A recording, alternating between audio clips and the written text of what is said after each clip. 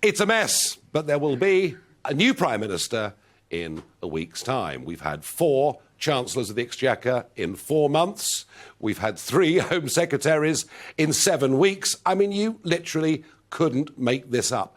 And this for a party that won a whopping majority at the last election. Well, I'm pleased to say, and it must have been a very busy day for Conservative members of Parliament, but the Conservative Member of Parliament for Dover and Deal, Natalie Elphicke, joins me. She's in London.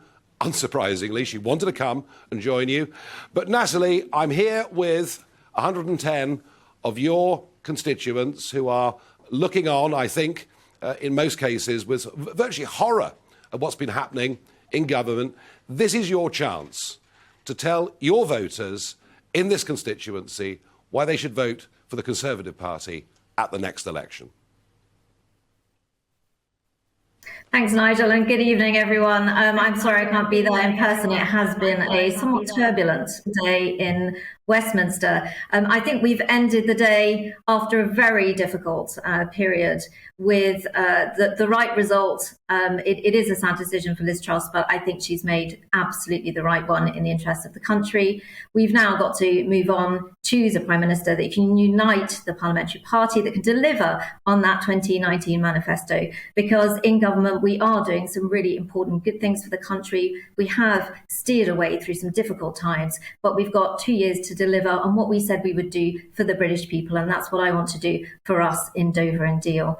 In Dover and Deal, there are 3 key priorities that I'm really working hard on. Those are, of course, jobs and money. We've seen a situation in our area where we've had unemployment down, we've had wages up, and there are some really great economic opportunities that I want to see us push through.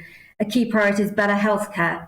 We have a new hospital of a few years ago now at Buckland Hospital, a new diagnostic centre, one of the first in the country to deal with the COVID backlog. And we're fighting hard in Deal to get back those blood tests into Deal Hospital and transform the diagnostics capability there. And then turning to our borders, a key role that I have is to work to strengthen those borders. That's making sure that the French do more to stop those boats leaving in the first place, but also that we invest in the roads, the facilities, the Brexit, post-Brexit infrastructure to make a success of everything that we're doing. I'm confident that over this next period, we'll be able to move forward with our new Prime Minister and continue delivering for the people. Well, that's all well and good, and thank you. But you mentioned borders, you mentioned unity within the Conservative Party. It seems to me that the Remainer wing still hate the Brexiteer wing, that Jeremy Hunt being put in place is virtually a coup, a globalist Remainer coup.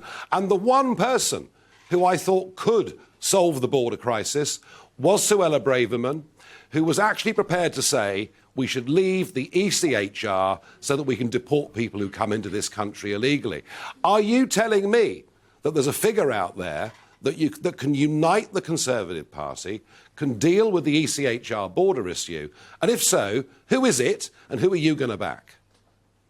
Well, on borders, I think it's really important to remember that these boats are leaving from France, and that's where the problem starts. So it's absolutely vital that we do make sure that France do more to stop the boats leaving in the first place. We had a situation last year where 27 lives were lost in the English Channel, and yet President Macron did not agree to those joint patrols on the beaches and still has not agreed to either joint patrols or joint removals across the Channel. So I think it's absolutely vital that we're really clear about this small boats issue and we make sure that French do more to stop them leaving in the first place.